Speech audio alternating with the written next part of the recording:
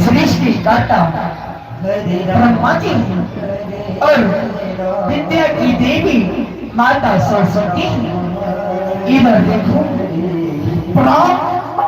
पिता परमेश्वर आयुष्मान माते चिरंजीवी भव बेटा। इधर कौन है पुनश्री? इधर सृष्टि की पालन करता श्री हरि विष्णु। हे पिताश्री, प्रणाम पिताश्री, आयुष्मान पिताश्री। धन की देवी लक्ष्मी।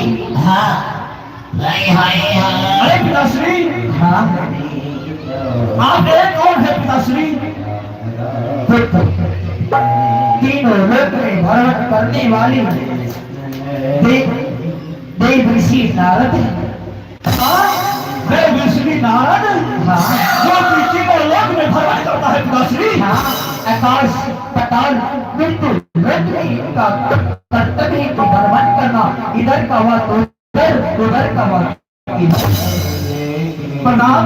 यशस्वी भव, कीर्तिमान भव, तेजस्वी भव। हे पिताश्री, हाँ आप मुझे बताइए, इस देवलोक में मुझे किस लिए बुला है, किस काम से बुला है पिताश्री?